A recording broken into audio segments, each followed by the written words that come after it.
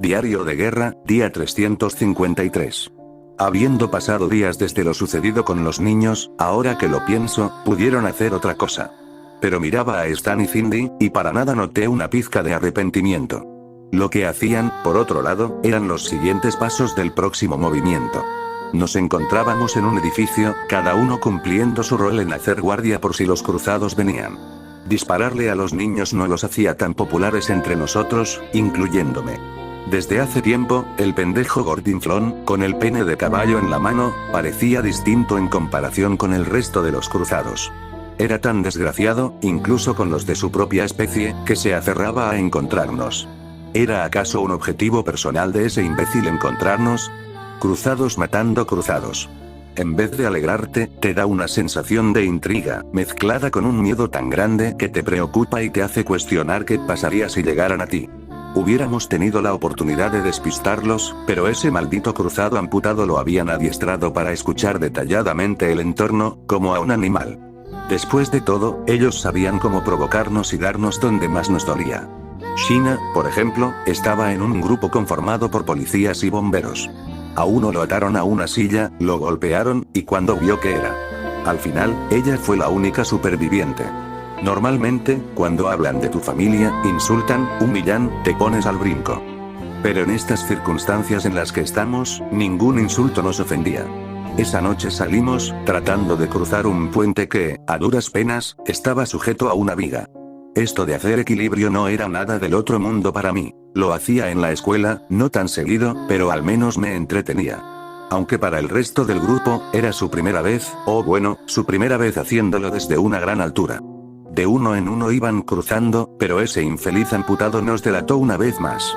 Kelly era casi ciega, así que era lógico que le costara más cruzar el puente. Faltaba Sheena, pero la viga que tenía sujeta se desplomó. Tenía agarradas sus dos manos al concreto. En ese entonces quería saltar y ayudarla a cruzar el puente. Para cuando había tomado mi decisión, ella, viendo que los cruzados venían, tomó su decisión, aferrándose a un destino cruel, sin que yo pudiera hacer nada para evitarlo.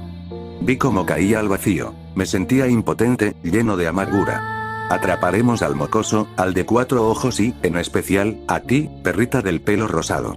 Maldito, te voy a matar. Yuji, no es el momento, deprisa, muévete. No tenía tiempo para reaccionar ni mucho menos reflexionar por lo sucedido. Pero en el contexto en que estábamos no era adecuado. Estas eran las consecuencias de vivir en este nuevo mundo. Diario de guerra, día 432. Ya pasó casi un mes y hasta ahora no hemos visto ningún ser humano, y la manada de cruzados, más de una semana. Era pleno invierno, aunque inhóspito, nos daba tranquilidad. A Thomas le encantaba el paisaje, la nieve, el color, el cielo, el aire, cosas tan simples que le daban paz. A Kelly le gustaba ver los copos tan pequeños, que eran como besos fríos, sentir el silencio más que todo.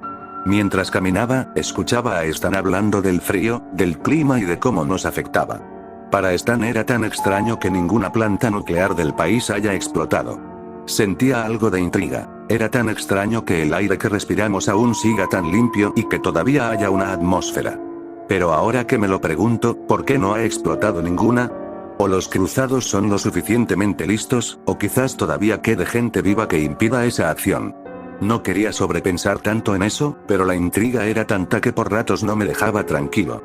El clima se estaba volviendo pesado, así que decidimos entrar y refugiarnos en un autobús volcado.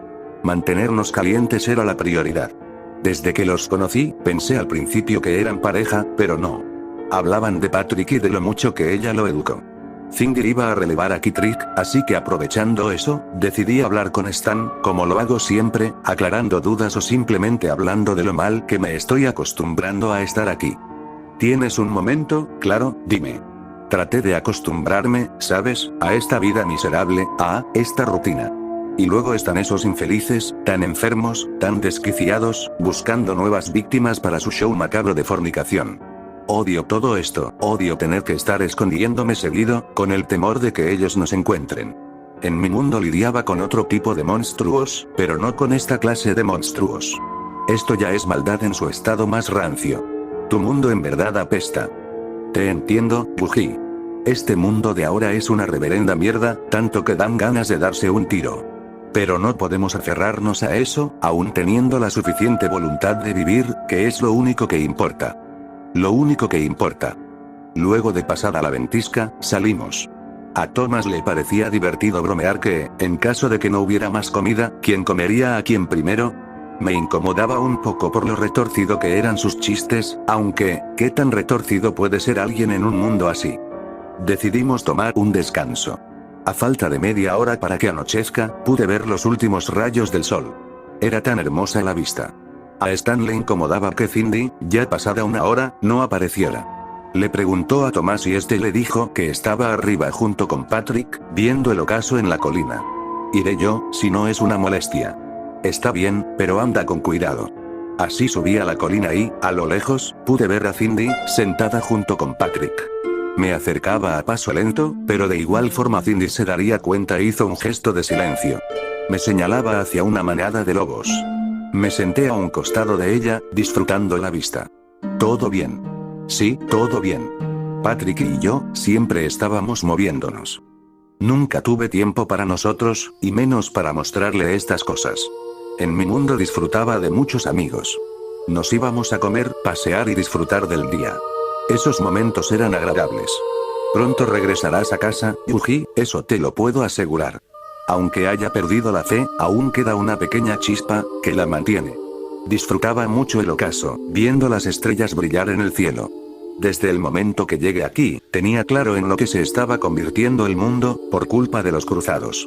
Pero mientras más veía el horizonte, me di cuenta de que quizás la Tierra solamente se estaba purificándose a sí misma. Diario de guerra, día 465.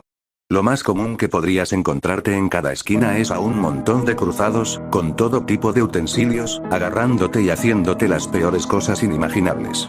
Pero estábamos escondidos, así que no había tanta preocupación por el momento. El invierno se estaba disipando, momento ideal para que los cruzados roden por ahí y cacen a los incautos. Estábamos escondidos entre los arbustos, viendo como un caballo pasaba por nosotros, huyendo. Era una tropa de cruzados con rostros tan enfermos, con una sed inmensa de sangre. Uno de ellos comenzó a gruñir. Supongo que al resto no le gustaba. Le cortaban la cabeza de un machetazo, que cayó justamente al costado mío. Ver su cara sonriendo me daba un asco insoportable. Esperamos una hora más o menos, viendo si faltaba uno o más en venir, pero al parecer no. Y llegaron las burlas.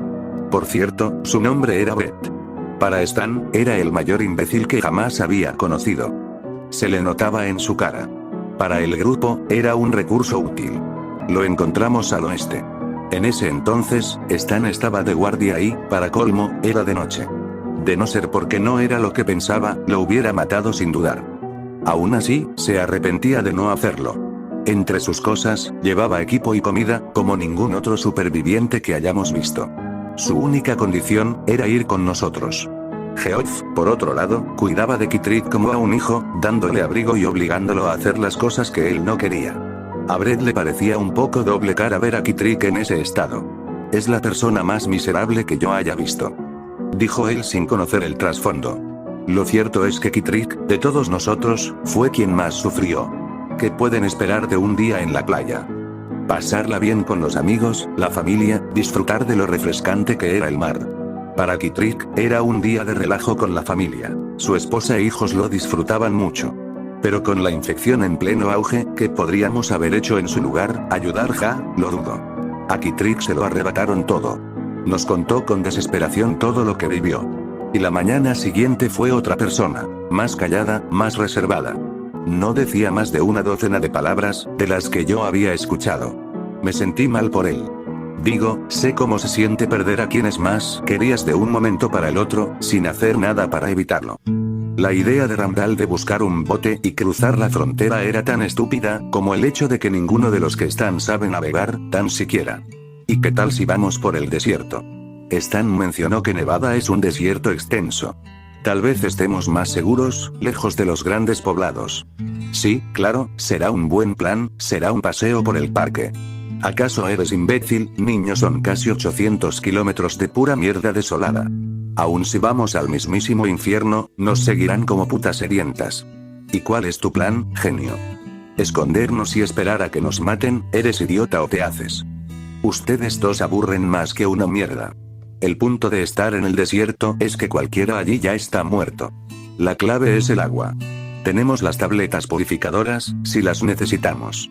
El tema aquí es si habrá lo suficiente para nosotros una vez que vayamos al punto sin retorno. Oh, entonces discúlpame por llamar al plan el más estúpido de todo el puto reino. Tranquilo, Yuji, sigues después de Tomás. Está bien, me tocaba hacer guardia. De todas formas, no quería ver la cara de idiota de Brett. Estaba sentado encima de un tronco partido, aliviando la cólera que tenía. En eso, como por casualidad o coincidencia, vi a un perro. Noté que, aparte de estar hambriento, quería algo más. Algo importante. Algo que cualquiera de nosotros desearía en estos momentos. Amor. ¿Todo bien, Yuji? Sí, solo que encontré a este amiguito. Se nota que ha caminado mucho. ¿Qué tal si nos lo quedamos? Bueno, esa pregunta está de más decir. Luego de un rato, como que a Cindy le incomodaba el hecho de tenerlo. Se jactaba de que el perro podría ladrar en un momento inoportuno. Pero de igual forma, le ganamos la pulsada. A Geoff, esto le parecía el momento para contar sus secretos. Durante su infancia, le costaba tener amigos. Creció en un pueblo muy chico y sufría de acoso, de bullying, por parte de sus mismos compañeros de la secundaria, nunca le contó a nadie, ni menos estuvo con alguna chica. Pero lo que más me dejó perplejo fue el hecho de matar a aquellos que le hicieron la vida imposible. Escuchar las confesiones de Geoff me hacía dudar si sentir lástima o incriminarlo por todas las cosas que hizo. Para él, nosotros somos los únicos amigos que ha tenido, pero a Cindy no le convencía del todo, tanto que sacó a Patrick de la conversación. Paranoia, yo lo llamaría, instinto maternal. A la mañana siguiente, Kitrick salió a caminar junto con Geoff. Solo Kitrick fue el único que regresó. Y 5 días después nos marchamos rumbo al desierto.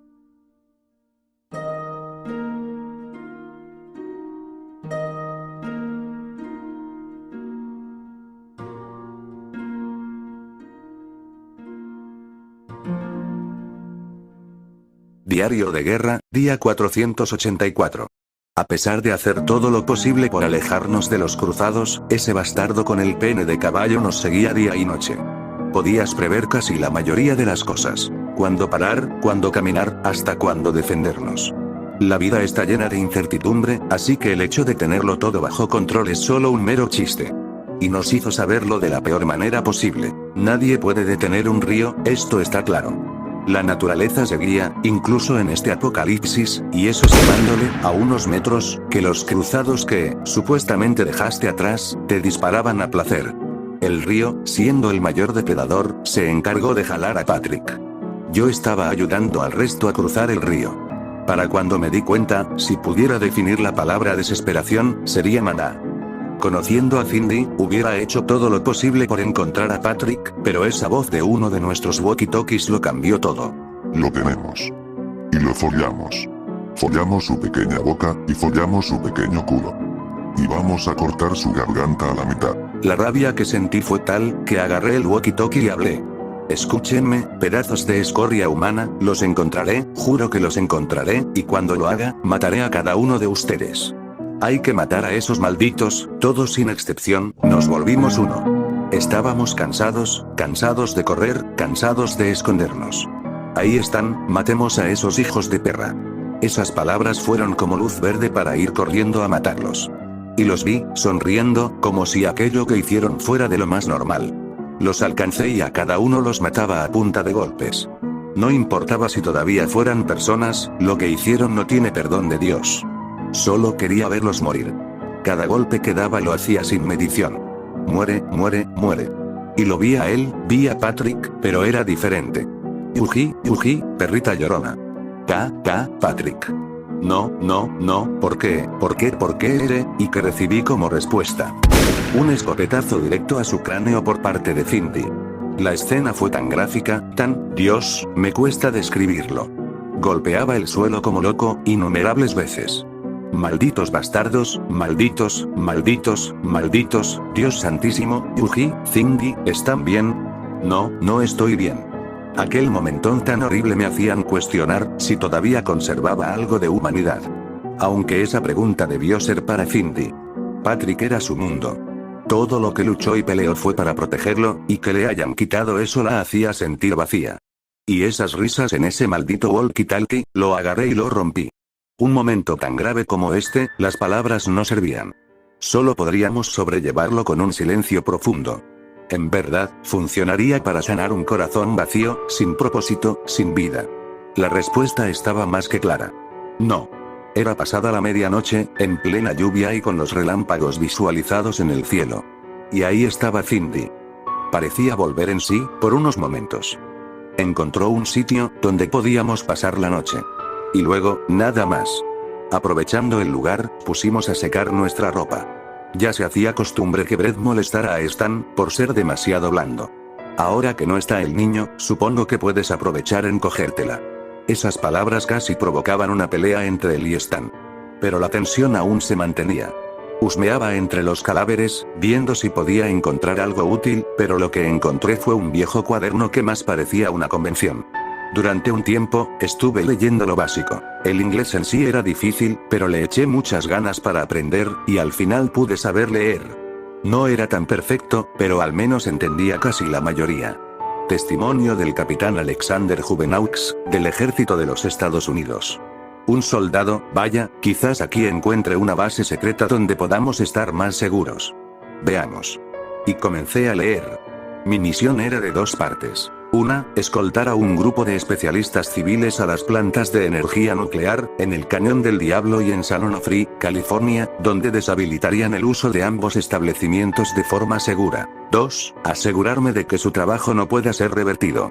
Asumo que mis operaciones similares se han montado en otras instalaciones a través de la nación, con equipos expertos como el mío, acompañando al personal científico elegido. Encontramos hostiles en ambos sitios. Varias docenas en ambos casos.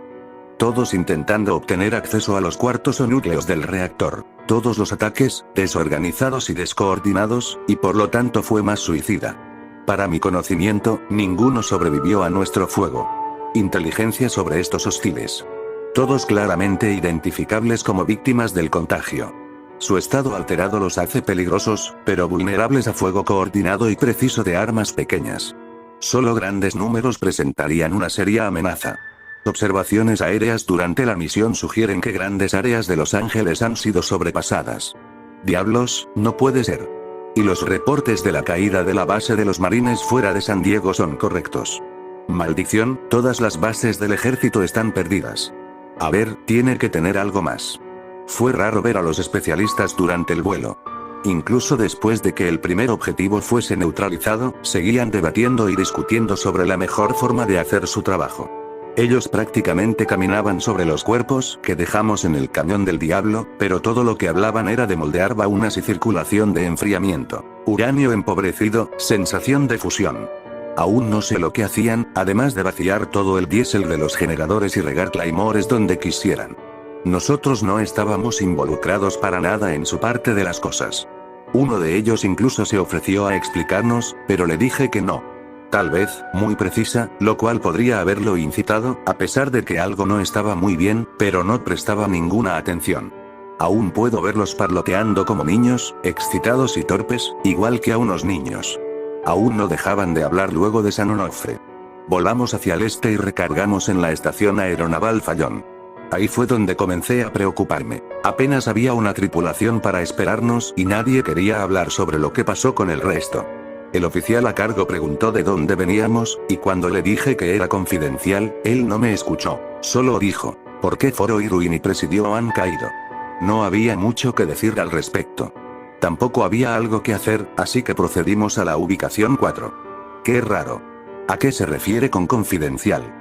Incluso cuando lo sacamos de la aeronave, no lo captaron de inmediato, muy ocupados discutiendo. Luego se dieron cuenta de que no estaban donde se suponía que terminarían, pero aún así, solo obtuvimos quejas. ¿Y qué más da era en medio de la gran nada? He visto peores páramos, pero justo ahí no podía recordar dónde. También he realizado peores trabajos, pero tampoco podía recordarlos. Que Dios me perdone. Era tiempo de la segunda parte de la misión. Si podían apagar esas plantas, podían volver a encenderlas. Tal vez los forzarían. Tal vez incluso ellos lo querrían. Pero el poder que eso implica simplemente no puede dejarse flotando por ahí. Hasta ese entonces, había estado ocupado con los detalles de la operación. Las cosas se habrían estado moviendo rápido. Se sintió como si estuviera acelerando hacia una pared de ladrillos, y de repente tenía que planear la misión y prepararme para lo que tendríamos que hacer al final. Ahora estaba hecho y estaba libre para pensar en lo mal que debió estar la situación para que esas órdenes fueran dadas en primer lugar. ¿Qué tan asustados y paranoicos se habrán puesto los tipos de la cima, mirando cómo el control se les iba de las manos, como si hubiera vuelto aire? Los pilotos escaneaban las frecuencias mientras nos dirigíamos al noroeste hacia el Foro Lewis, y lo que escuchamos no sonó bien. Mayormente eran pedidos de ayuda y gritos, seguidos de los hostiles gritando obscenidades a través de la frecuencia. Maldita sea, ningún lugar está a salvo de esos bastardos. Seguíamos al este de las cascadas cuando llegó la tormenta. Largamos el jumbe y todo lo que no estuviese clavado en el piso. He andado en suficientes ocasiones en los blackouts para saber las señales. Un motor se cayó y eso fue todo lo que se dijo. Igual hicieron un trabajo admirable al aterrizar. El jefe de la tripulación murió y yo me quebré ambas piernas, pero todos los demás salieron con cortes y moretones. El reconocimiento a primera luz reveló que estábamos en algún lago, el peor terreno inimaginable. El plan era salir, cargándome. Dije sí a lo primero y no a lo segundo.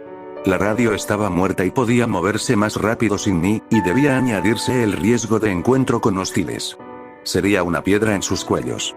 Tácticamente, el llevarme era todo menos astuto.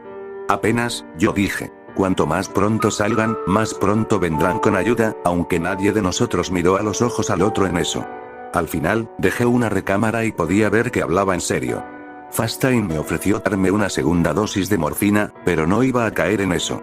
Él y Cotton se despidieron. Big John me insultó, luego se fueron en lágrimas. Son lo suficientemente listos como para no intentar volver, así que no hay nada más que hacer, más que sentarse y aguantar. No sé qué me matará primero, la explosión o las heridas infectadas, pero puedo garantizar que no serán las cosas. De eso me aseguré yo mismo. Por lo que escuché antes de partir, parece que se metieron en casi todo. Bragg cayó de inmediato. El Fuerza Aérea 1 explotó sobre algún lugar de Oklahoma. Confirmamos ambas antes de que las noticias se pusieran locas. Quizás estuvieron ahí desde el principio, una infección activada estratégicamente para derrotarnos y matarnos a todos. Pero Bragg significa que Charlene y Mark están muertos. A menos que haya habido un milagro, y los milagros parecen escasear. Es por eso que esto no es tan malo. Los otros hablaban de nuestra misión y si acababan de salvar al mundo, pero ya he perdido el mío. Estoy listo para lo que siga. Espero que el trabajo que hayan hecho los especialistas en esos reactores sea lo suficiente para aguantar. Espero que lo terrible que les hice haya valido la pena. Espero haber sido un buen soldado. Espero haber sido un buen esposo para mi esposa y un buen padre para mi hijo.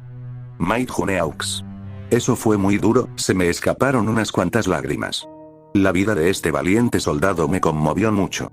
No importa las cosas que hizo, él solo recibía órdenes, y aún así conservaba algo de humanidad. Fuiste un hombre bueno. Ahora descansa en paz, Capitán Alexander, y que tu alma esté en un mejor lugar, junto con tu familia. Esa madrugada, la tormenta cesó. Una hora después, nos marchamos al noroeste. Cindy no comía entre nosotros y no hablaba con nosotros. Entendía perfectamente ese sentimiento. Patrick era su razón de existir, y perderlo ya no le importaba nada en absoluto. Brett era el único ajeno a nosotros. Grandísimo imbécil. Como si fuera suficiente con sus burlas, pateaba y pateaba al perro. Deberían ponerle un alto. Y bueno, ese disparo a su corazón fue la respuesta. Después de todo, él no entendía el concepto de empatía. Continuamos caminando 2 días más, en silencio. No solo era Cindy. Stan hablaba con Thomas sobre lo que significaba Cindy para nosotros. Se lo debemos todo, en primer lugar. Ella fue la única que nos sacó de ese infierno, lo dijo con orgullo. Iban a darle desenlace a todo esto. Iban a volver a dar un entierro digno a un niño que no merecía ese final. Y tú, Yuji, irás con Thomas. Creo que yo iré por mi parte. ¿Y a dónde irás?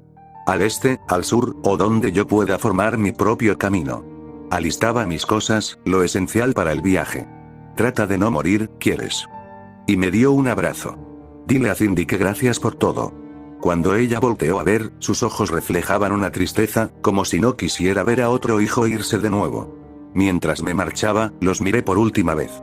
Todo lo que pasamos y vivimos juntos no se me va a poder olvidar. Cualquier cosa que me prepare el camino ahora en adelante, estaré listo para afrontarlo con serenidad, que nunca bajaré los brazos. Y en los momentos que me sienta vulnerable, me levantaré y seguiré, aunque sea lo último que haga.